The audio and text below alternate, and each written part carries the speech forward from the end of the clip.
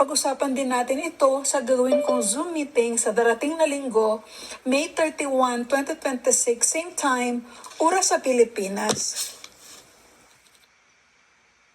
Yan, malinaw yan, ano? Na nagbigay na ng babala ang Diyos sa Pilipinas. Gusto pa rin niya na maging maayos ang Pilipinas dahil sa talamak na bilihan, bayaran, pagdating sa eleksyon. Nakikita naman ninyo noong kapanahonan ni Gloria na Bulgar yun, may audio recording yung bayaran nila noon pag maniobra doon sa Hilong Garce. Ngayon, naulit na naman ngayon dito kay Garcia sa Comelec na may mga nagbabayad. At yun nga, kalat na kalat yung nangyayari na ang hindi nanalo, yun ang nakaupo. Kasi nagbayad nga sila. Ganon din sa mga senador. Kasama yan sa sindikato na plano nila. Kaya nga ngayon, di ba? Andyan ang mga congressman at mga senador na hindi nanalo. Nandyan sa pisto ngayon. At sila yung nangunguna sa tumatanggap ng balita at sila rin yung lumalakad na nagko-complain sa nag-file ng impeachment kay Sara. So, nakikita ninyo dyan ngayon.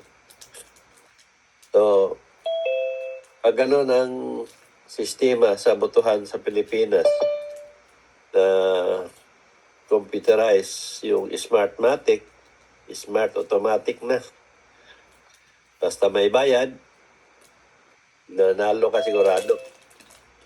Kaya kahit tama ang boto ninyo na ayon doon sa gusto ninyo, kaya nilang manipulahin yan at matalo pa rin yung kandidato. Kaya wala din. Kasi pinamaniobra ng nasa tirihan kung sinong gusto nilang ipasok. Kaya ang Diyos nagbabala na ibalik ang botohan na mano-mano. Kaya sabi nga ng Diyos, ito ang kailangan ninyo. Ibig sabihin, yan ang kailangan sa Pilipinas, ang botohan na mano-mano. May dayaman, hindi ganun katulad dyan sa Smartmatic. Dahil bawat kandidato, merong nakatalaga na ratser.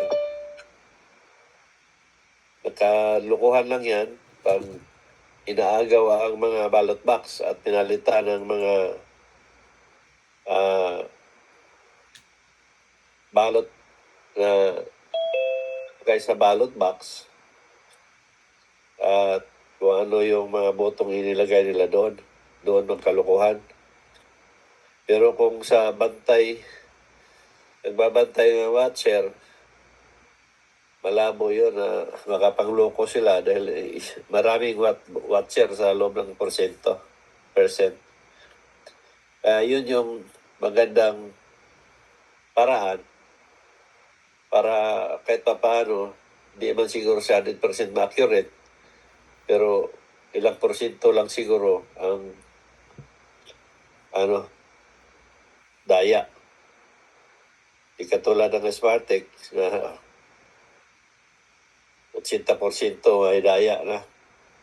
Anong gusto nila gawin. Kaya yun ang Diyos, nagbigay na ng gabay at babala na hanggat maaari, ibalik ang mano-manong eleksyon at pagbilang. Kung gusto natin na mabago ang Pilipinas, tutulukan itong mga korupsyon. Kasi wala na. Ang Pilipinas sobra na demonyo ang mga tao. Kahit gaano gagawin natin, sobra na ka-demonyo. Kita na nyo ngayon, nandiyan na yung tamang namumuno sa pag-imbestiga sa flood control. Gawin na naman nila, nagsisiraan sila. Yun nga, yung Senado, nabababoy ba? Hindi na nirespeto, hindi na sila nagrespetuhan. Bawat isa sa kanila kasi may mga hangarin sila eh. May mga pinagtakpan sila mismo din. Pag nagpatuloy ang nasa tama, mapapahamak sila. Ay isa sila sa tanggap ng malita. Kung nagkataon, maluluto sila sa sarili nilang mantika. Kaya panahon na, kumilos na ang Pilipinas. Yung mga Pilipino, kumilos na kayo. Gawin ninyo ang dapat dahil walang kinabukasan ng mga anak ninyo sa sunod na mga henerasyon. Pag yung mga tao na yan na makaupo, si Marcos, si Soto, si Lacson, si De Lima, o sa mga congressman, kita mo silang lahat may mga kaso yan eh. Tapos napakasinungaling. Tulad si Marcos, anong issue ni Marcos, di ba? Galing-galing niya magsalita na kunwari pakalmado epic pagsalita. Pero puno-puno na kasi kasinungalingan. Kita nyo naman yung nandyan na sa mga video nakikita, sasabihin niyang walang nangyari. Tapos yan sila Soto, napakasinungaling. Si Lacson, galing nagtago. May mga kaso yan sa Cornito murder. Dasir. Di ba? Madami sila dyan na may mga kaso-kaso. Tapos may mga batas pa na hindi na sinusunod. Makikita natin talaga na sobra nakademonyo ang mga tao, lalo na sa mga politician sa Pilipinas. Kaya hangad ko na realize nila na ang pera na nakulimbat nila ay wala silang madala sa kabilang buhay. Walang kahit 5 na madala ng mga tao ito. Lahat yan iiwanan. Pagdating pa sa kabilang buhay, naghahintay na ang impyerno sa kanila. Susunugin ang kaluluwa nila para pagsilbihan nila ang mga nagawa nilang kademonyuhan dito sa lupa.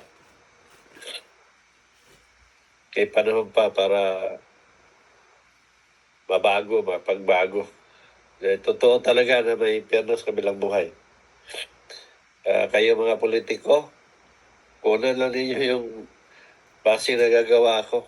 Boses ko makapagaling, makita anong kasana ng tao, makita ko ng taong buhay at masabi kong mamatay, makita ko ng parating at marami pa akong nagawa na hindi magagawa ng ordinaryong tao. Yun ay isang patunayan na may Diyos akong kausap.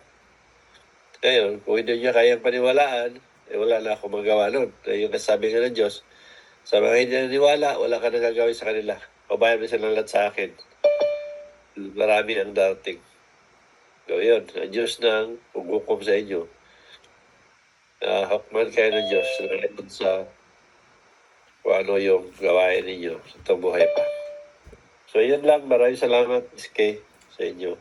Thank you, Brother Nars.